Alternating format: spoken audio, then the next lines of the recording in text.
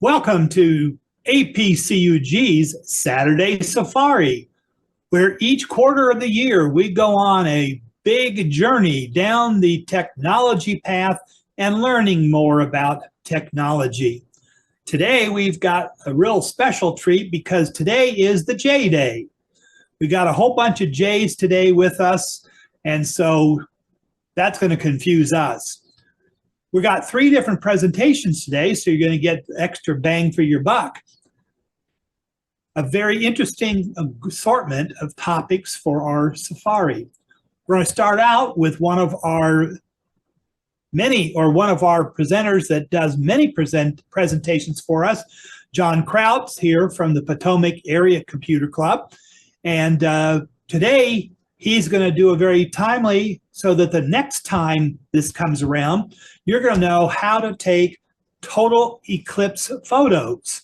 So John, turn things over to you and show us what you've done.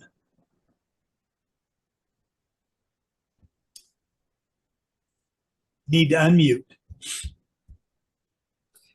Thank you for that nudge.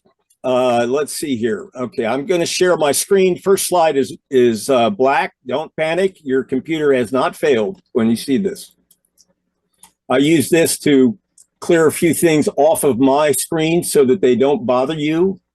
And don't block my slides. That's very important. Okay, I've done all of that. And here we go. Okay, we're going to talk about total solar eclipse photography techniques. I've been doing this, although I've only had 4 chances and only 3 of them were successful. I've been doing this since 1991. And you're going to get the benefit of what I've learned. We're going to talk a little bit about solar eclipse jargon so you can understand other people around you when you're watching a solar eclipse planning, what you need to think about and accomplish in advance. Some basics of solar eclipse photography. I'm going to show you the exposure settings that I used for the last 2 eclipses to cross America. Tripod issues, and boy, I wish I had investigated this the day before the April 8th eclipse, because that really caused some problems for me, but I'll show you how to avoid those problems. Total solar eclipses coming up. Won't be another one worth looking at in the US until 2045, but there are some others overseas that are very interesting opportunities. So let's get into the jargon. The path of totality is the region where the solar eclipse will be total for at least 1 second or longer. If you're on the edge, it's going to be very short. If you're in the middle, it's going to be very long. And that path forms a strip across some part of the Earth. The one on April 8th started in the Central Pacific and crossed Mexico and then came into Texas and then went northeast from there. The center line on that path is the points sort of in the middle of the path where the solar eclipse will be maximum duration. And that's why so many solar eclipse chasers tend to head towards the middle of the path of totality. Large parks, large parking lots, interstates tend to get really crowded around that center of the path of totality. The greatest duration, also abbreviated as GD, is the point on the center line where the total solar eclipse lasts the longest. Now, on April 8th, that was actually in the Pacific off the coast of Mexico. But it was still pretty long everywhere it went in the United States. There's 4 time points of significance during the progress of a solar eclipse. First contact refers to the time when the moon begins to block the sun. Now, that is different for each point in the path of totality. So it's all tied to where you happen to be standing when the eclipse begins. There, as you might guess, the next time point is second contact, and that the period between when the moon starts to touch the sun and the beginning of totality is usually an hour or more. And during that time, it gets quite dark, and animals and insects behave like it's nighttime. The second contact is the start of totality. So the moon has moved completely in front of the sun. And that's, of course, the experience most people want to see. Third contact is the end of totality, when the sun appears to emerge from behind the moon. The moon is close to us and is moving quickly. The sun doesn't move much during a solar eclipse, or at least not during the experience of the totality while you are standing at any one point on the ground. And of course, fourth contact is like first. That's when the moon no longer blocks any part of the sun and full daylight resumes. There are types of solar eclipses, and I find most people I talk to have no idea about this. So we're going to clarify that. The one on April 8th, the one in August 2017 were both total over parts of the United States. The sun completely blocked by the moon, as seen from somewhere in the path of totality. Partial, and yes, some eclipses don't ever become total. A partial eclipse is one where the sun is only partly blocked, and that often happens around the North Pole or the South Pole.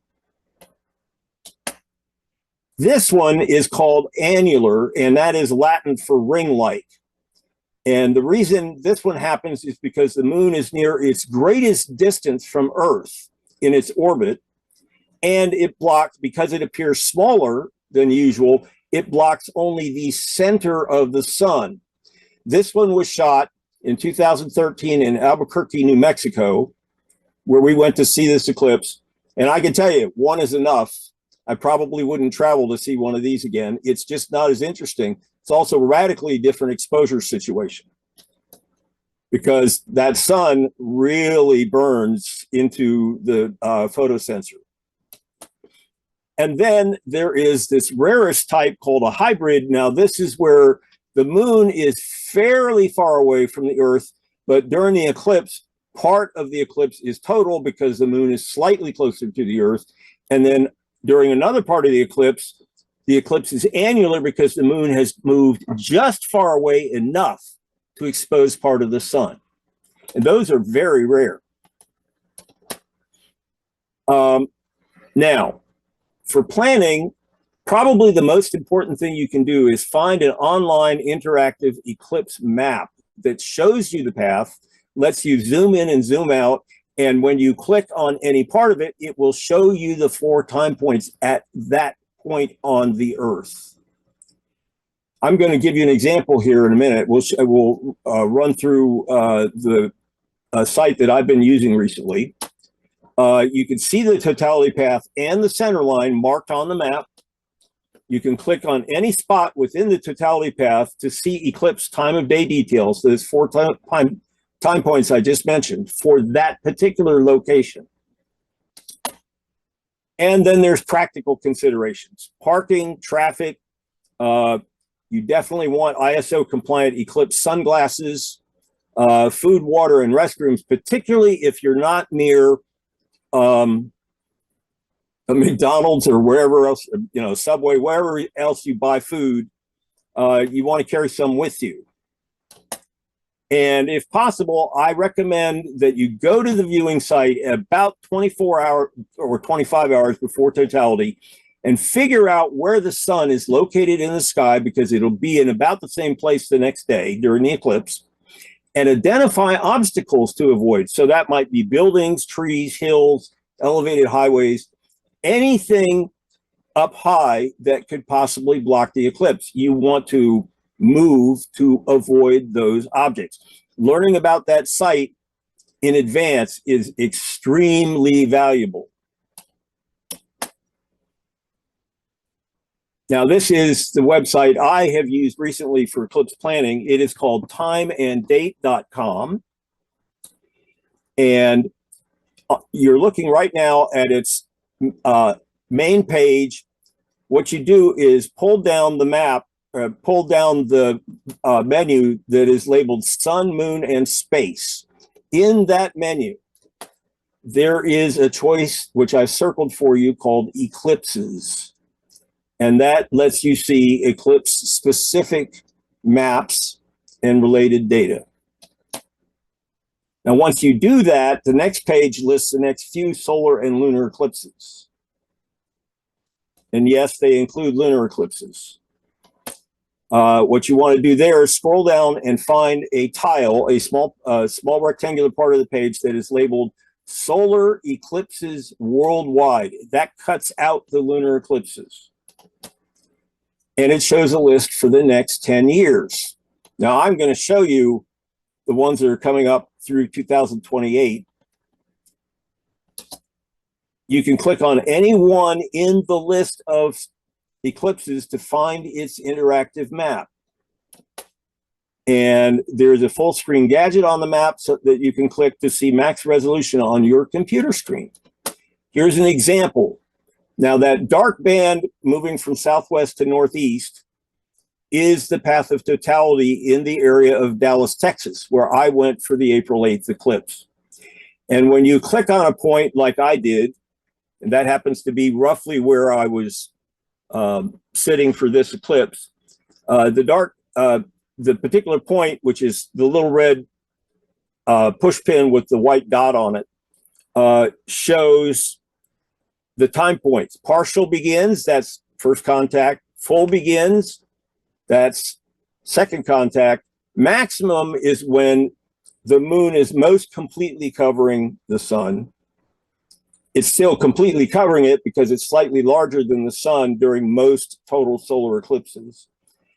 The full ends, that's the third contact, and partial ends, that's the fourth contact.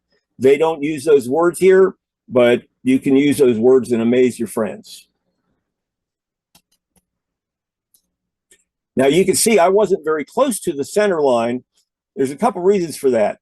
I have tried in the past to get close to the center line. Most of the time it worked. Once in Paris in 1999, it failed spectacularly. There's a giant interstate that runs from Paris, where the eclipse was 90%, to Reims, where the eclipse was 100%. So we got on that interstate about 4 hours before totality, and everybody else in Paris did too. And there was this huge sign, one of those electronic signs with messages on it. My French was a little rusty, but I figured out what it said. It was a full paragraph, and it said, "Don't look at the sun." And there, my second point here is I clicked on Carrollton, Texas. I decided for this one, I didn't want to fight traffic to get to the center line, and neither did the high school classmate I was staying with. So we sat around the pool and shot photographs of it from there. Shorter eclipse, but less aggravation. Now, there's also an app called Solar Eclipse Timer. And actually, my son used that in 2017. I didn't even know of it. But I used it this year, and it's very convenient in some senses. It is free to download. Unfortunately, the guy charges money, a minimum fee, $2, for the Eclipse data pack for any one eclipse. So I paid for it this year. And it uses your exact locale to determine the 4 contact times and provides a voice narration. And that is pretty convenient because it counts down to totality. I really thought that was a great value. There are some things that aggravate me in this app. In particular, occasionally it prompts to log the outdoor temperature because aside from getting dark, the temperature goes down. Now, that's important if you're a scientist. If you're not, ignore it. It also offers a rehearsal mode, and you can set it to the location you think you're going to, which I did here in Virginia, where I live, to practice in advance using the rehearsal mode. And if you don't know your exact location, give it at least an approximation. All right, now we're going to get to how to take those pictures. the first thing I want you to know is that the sun and the moon, although your eye may not tell you so, actually are tiny as seen from the ground, about the size of a quarter, held 9 feet away from you. That's not big. Now, I use, at a minimum, a 100 to 400 millimeter zoom lens to take photos of eclipses. I also use it to take pictures of rocket launches. Because the lens weighs much more than my digital SLR body, I need a tripod to hold up the combination of the lens and the camera body. As it turns out, I'm going to show you in a moment that the mount is actually on the lens. There's also a mount on the bottom of my digital SLR, a threaded cylinder, but the one on the lens keeps the lens and camera balanced on top of the tripod. Also, if you don't have either a tripod or a long zoom, or for that matter, an SLR, you can rent all those things. There are various websites that will offer rentals and ship the equipment to you.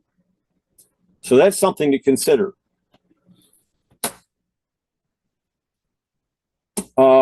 Now, I used in August 2017 a combination of gear that gave me much more than 400 millimeters effective focal length. I used a crop frame SLR. Now that means the SLR has a small sensor, much smaller than the standard 35 millimeter film frame. And that tends to multiply any lens attached to that digital SLR by a factor of 1.6. Now, what that meant when I attached my 400 millimeter lens to it is that it went from 400 instantly to 640 millimeters. And then between the lens and the camera, I put a device called a telextender. It's a short piece with a single lens in it, and that gave me another 1.4 magnification. So my total focal length that day was 893 millimeters. Now, what I'm going to do in following slides is show you how the eclipse looks when you're using a 100 millimeter lens, a 400 millimeter lens, and an 893 millimeter lens. So you can compare them and decide which is enough for you. The exposure that day I used was 1/50th of a second, f11, and ISO 400. It's important to note that that telextender cut a full stop out of the light being passed through to the camera sensor. And if I had not used that, I would have had a 640 millimeter lens, and I would have been able to use a much higher shutter speed.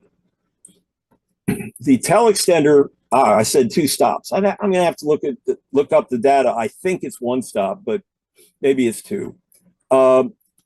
In April, I used a different set of gear. I used a full frame SLR and the 400 millimeter lens, and no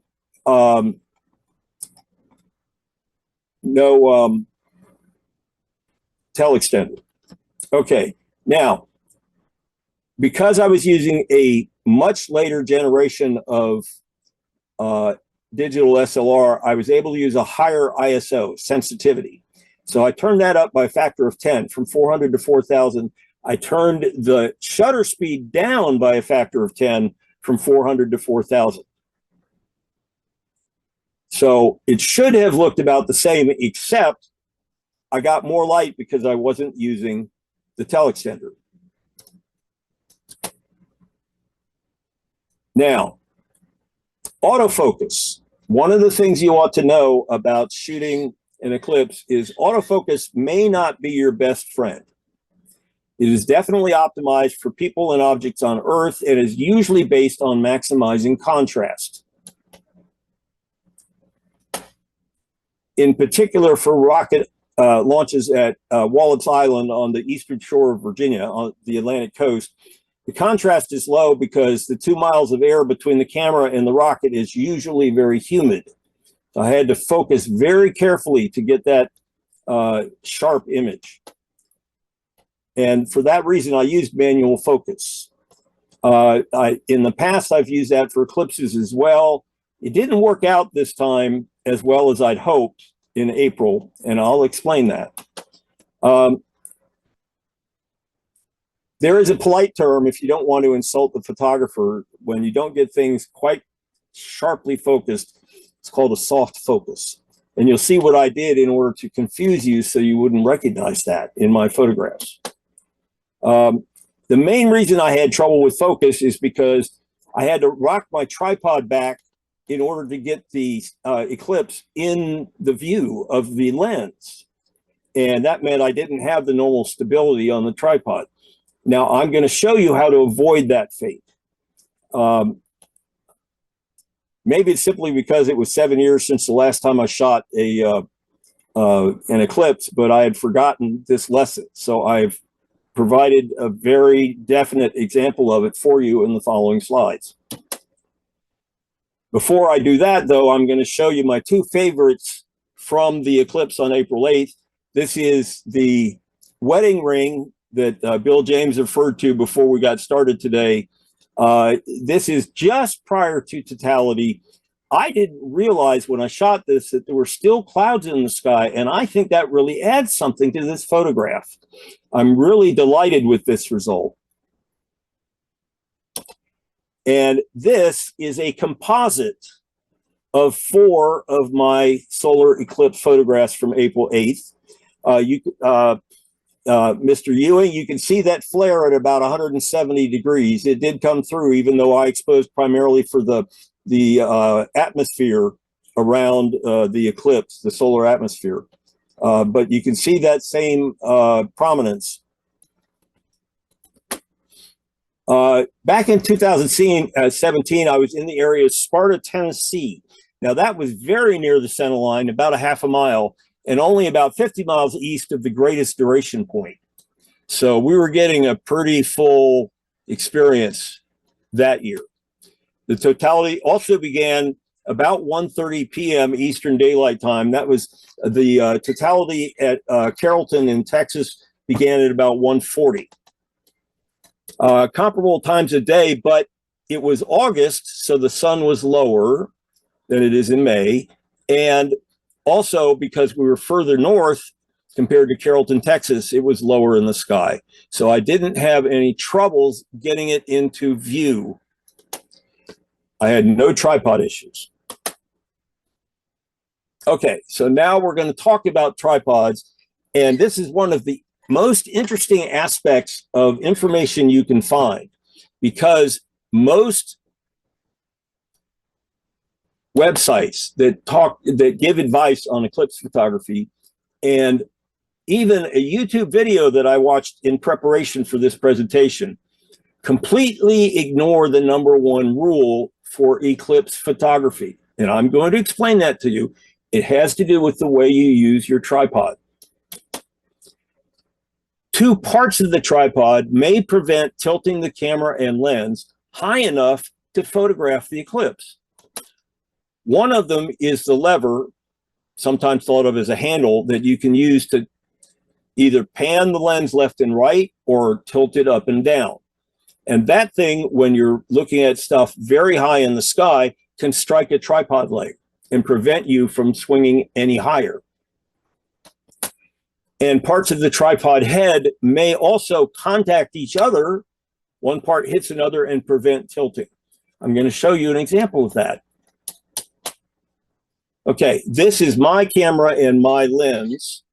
And the arrow that you see now points to the lens mount on the lens for connection to the tripod.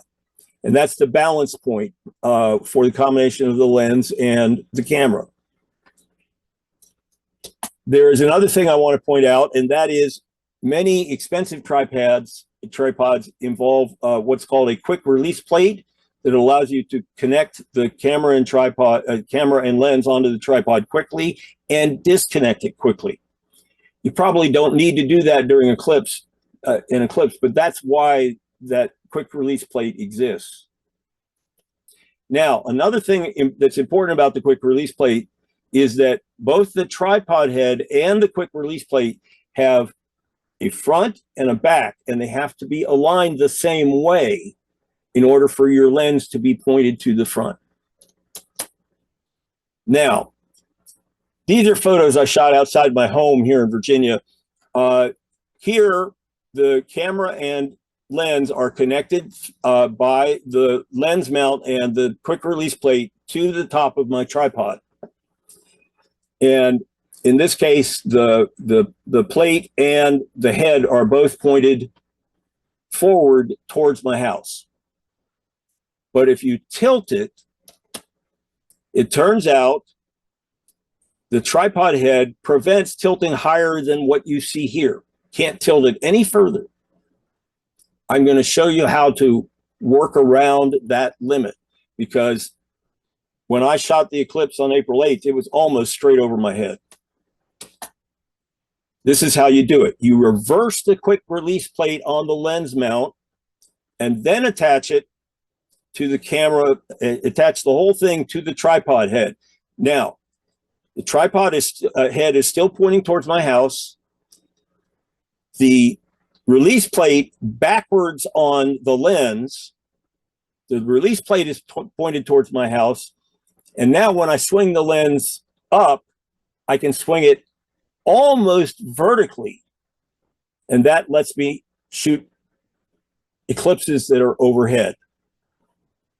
Tilting up in this direction is far less constrained by the tripod head and is not constrained by the handle, as you can see.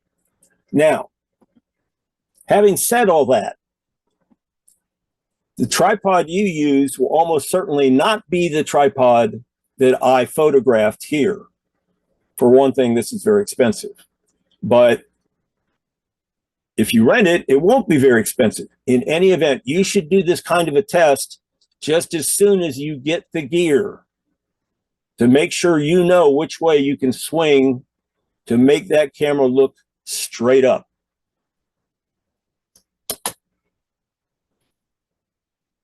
You also have to make sure that the camera and lens are very stable, because even when you're using a 1/500th of a second shutter speed, it doesn't take much movement to blur the photograph due to lens motion. And because in that last photograph, the weight of the camera and lens is no longer directly over the center of the tripod, you have to be very careful about tripod stability.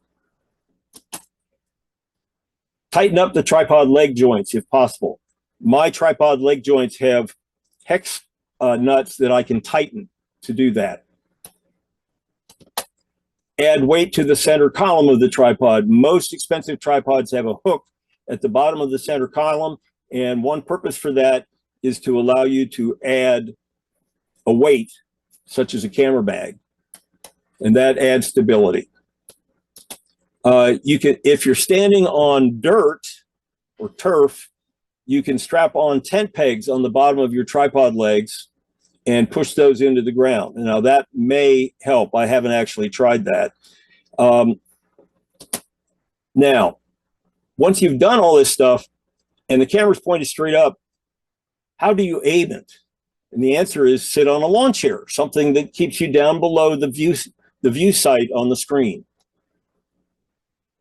Okay, use a cable release or smartphone app to trigger this camera shutter. That's so your hands don't shake the camera and lens when you take a picture. Here's a comparison of focal length and the results on a full frame of a digital photograph. So here I shot a few just for comparison purposes at the 100mm focal length, and you can see the result here. This is at the 400mm focal length, and you can see the result here. Obviously, I did some cropping to show you those photos earlier. And this is a frame that I shot in August 2017 with the 893mm effective focal length. It is a lower resolution frame on an older camera and 17 megapixels. So that gives you a sense of what you can do with each of those focal lengths. Okay, we're nearing the end. We're going to talk about total solar eclipses coming up. The next two that I think are worth chasing are this one in 2027 And I've known about this for more than a decade. It's going to have a very long greatest duration. It's going to be total over Gibraltar and southern Spain, a few points in North Africa and the southern Mediterranean. It passes through Egypt. It goes then across the Red Sea to Saudi Arabia and Yemen and Somalia, and then into the Indian Ocean. The max duration is in Egypt near the ancient site of Luxor, and that's going to be 6 minutes and 20 seconds long. And that's impressive. Even over Gibraltar, it's almost 4 minutes. In 2028, there's going to be one down under. It's going to pass over Australia from the northwest in the Indian Ocean to Sydney. And over the Indian Ocean, it's going to its maximum duration is 5 minutes. In Sydney, it's going to be more than 3 minutes. And yeah, I'm thinking about going. There's another one that's going to go over South Africa and Australia 2 years later in 2030. Its maximum duration is about 3 minutes, 30 seconds in the Indian Ocean, but on land in both of those countries, it's going to be a minute or less. Now, the next great American eclipse, more than 20 years from now, 2045, total over Northern California, all the way to Florida, the Caribbean, and coastal Brazil. The maximum duration is more than 6 minutes over Nassau in the Bahamas, but it will be 6 minutes near Kissimmee and Stewart in Florida, places that I've visited many times. Now, I admit most of us on this call probably will maybe have some mobility issues by then. I think I might, but in any event, if I get lucky, my grandkids will invite me to attend. Maybe pay for it too. I mentioned an app, the Solar Eclipse Timer. Now, if you really want to get it now, it's got a pretty easy name to remember, but if you really want to get it now, I've put the QR code for downloading the Android Vision on the left of the screen, and you can use your smartphone camera to scan that. It'll give you the option to open the App Store to view the page for the Solar Eclipse Timer. On the right, you have the same information for the App Store on Apple, so you can use your iPhone or iPad to scan that QR code, and then your device will give you the option to open the App Store to the page for the Solar Eclipse Timer. Now, I got one other issue to talk to you about. It's a modest one. I showed you these two pictures before, but I thought you might like to know that every year I publish at the end of the year a 1,000-piece photo jigsaw puzzle for each of my 3 kids. And I'll leave you with a question. Which one should I choose? That's it. We're all done. And I'm going to stop the share. If you have questions, I'll be happy to address them. That was terrific. Yeah, I guess we all agree about the 2020 or 2045, but maybe you'll get lucky and get invited. Check with Judy to see if she has. I only have one, and it says, well, I think it's, well, I don't know who it's from. Joni, it says, "Are you okay? You sound very upset." Well, I didn't mean to sound upset. I'm sorry. I was a little parched, so I will deal with that. What a hoot. Was the remote app specific to your camera? Yes, you will have to download. That is correct. If you have a camera that has that capability, you have to download the corresponding app. Yeah. CP says, choose the diamond ring puzzle. How do you publish the jigsaw puzzle? How are the pieces cut? That's a good question. I use, I'm going to have to look up the name of the place I use. They are in Hong Kong, and I suspect that means that the actual puzzle creation is done on the mainland. But and just by the way, that means you have to order if you're going to order something for Christmas Day, you really ought to order it a month or so more in advance. I typically order them in September. How are they cut? It's a standard cut with rectangular, normal straight edges, not the stuff that the real puzzle nuts enjoy with the jagged edge. And what I think they do is create the puzzle first and then print the photo on the puzzle. I'm not sure of that because, well, I've never stood in front of the printing outfit and observed what goes on. But in any event, they do a very competent job. It comes with a nice box with the photo of the puzzle on the top of the box. And it's shrink wrapped too.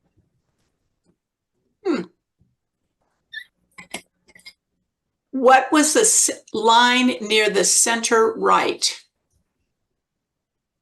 A line, okay. I need more specifics. I'm not sure. Okay. CN says, I saw the most recent solar eclipse in Columbus, Indiana, which is located 40 miles south of Indianapolis. That must have been spectacular.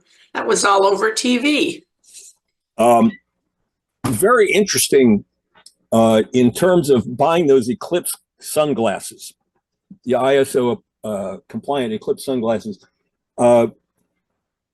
About 7 days before I left to go to Dallas, we were trying to find somebody who could deliver them on time here in Virginia because my daughter was going to take my car and drive to Erie, Pennsylvania to see the eclipse, which she did.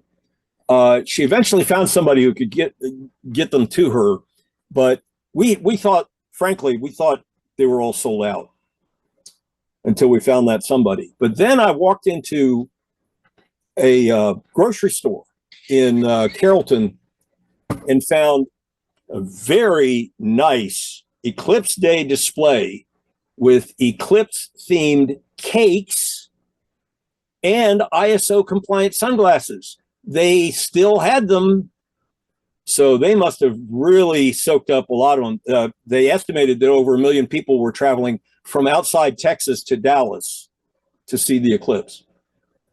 I thought of the name of the company that I use for creating the jigsaw puzzles. There's more than one, there's many, but this one is called Printer Studio. I think it's www.printerstudio.com. Okay, and add on to that question, on your picture of total with the clouds, can you show the picture again and then? Well, I'll get that slide on the screen if you wish. Thank you. Well, I'm sure he'd like it. And Bill James ordered his eclipse glasses on Saturday and they were delivered the next day. Well, that's pretty darn good. I'll tell you, now let's go backwards. The line looks like a crack in the piece of glass. Oh, there's actually several lines in there. That's a lens flare. You can see some radiating out from the diamond ring at the top. They're radiating out into the clouds. And there's also some that radiate down through the, I'd have to show you, for all of you to see it, I'd have to show you a bigger version of this photograph. But the line, some of the lines are not as bright, but they radiate down through the moon in that photograph. Yes, there are several lines there, not just one. How did you protect your lens? That's a good point. Okay. A couple of ways to do it. You want to save some money? You go to an auto tint store and they have plastic tint that they can cut to whatever size you want. And of course they charge money for it, but they have a tint that will reduce the light by a factor of 1,000,000. Now, if you want to shoot pictures of a partial eclipse, so like the annular eclipse, a good part of the sun is visible, you need that protection. I did not do that this year. I shot this picture on the left just before totality. And from my viewpoint, that was a risk right there.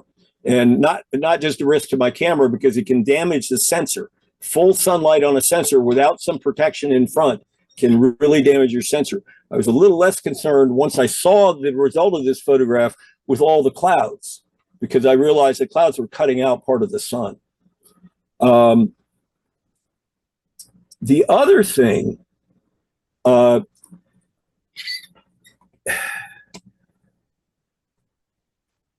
when we shot pictures of that annular eclipse in 2013, I did buy a special filter that cut out a tremendous amount of the light. And I also, get this, set my camera to the absolute minimal exposure.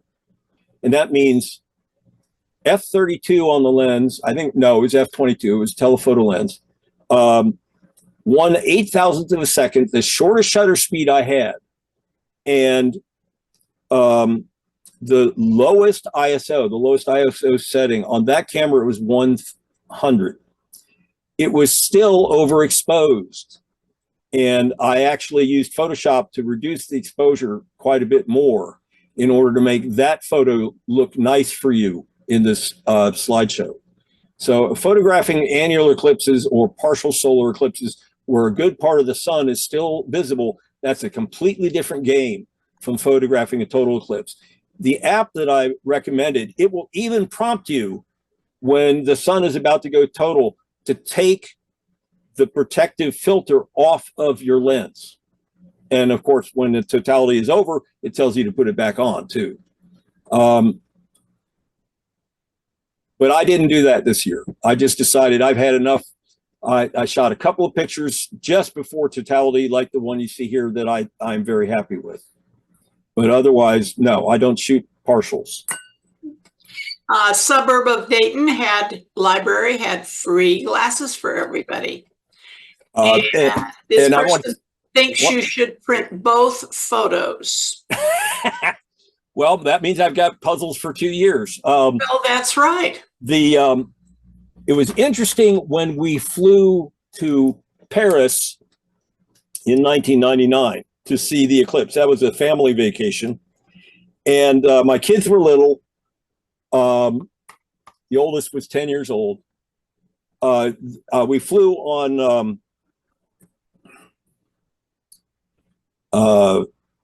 Branson's Atlantic airline. I've forgotten what it's called, but they gave us free glasses. Now, they weren't ISO compliant, but they were pretty darn good. They gave everybody on the plane free Eclipse sunglasses. So yes, there's a lot of ways to get these things without having to pay for them. But I wonder, though, if the ones given out by the library, did you say Dayton? A suburb of Dayton. I've charged my car at the Dayton Public Library in Dayton. It's not in Dayton; it's a suburb. Okay, but I've been there. What I'm telling you. Here's another comment for you. Yeah. I saw an article in Arizona Highways. There's a company in Phoenix that makes puzzles from your photos on a wooden board, then cuts it up to 1,000 pieces. Yep, and it all comes down to price. The problem with the printer studio is that they're in Hong Kong, and there's a fair amount of money charged for shipping. If it's a domestic company, probably it's not so much of a charge for shipping. But if they're printing, if they're using wood puzzles, it costs a whole lot more. And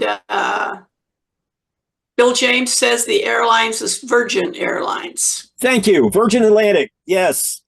It's been a while, obviously, but that was an interesting experience. I really enjoyed. We got to visit Britain and France, and had a great time. Well, at any rate, we have got another presenter lined up. Unless there are other questions, I'll be happy to yield the floor. And I asked Bill James how much he paid for his glasses from Amazon. And maybe he can just unmute himself and answer that. just for I grins. don't remember. I had 3 adults and no, 2 adults and 3 kids, I think, came with the little kid, but I believe it was probably about $10 maybe. Oh, okay. I Wasn't bought expensive. I bought some that are actually fit over my regular glasses. Most of the ones that are sold are made with paper, and my glass lenses are kind of large, so I would prefer something that covers the entire lens. And after I got back from Dallas, my son told me about those that he had bought in 2017. They are styled like fit overs, and they only cost $7 each. So I bought 2 of those just to have on hand. As well you should. Hey, thank you very much. These were plastic. And very interesting. Thank you for putting it together. I appreciate it.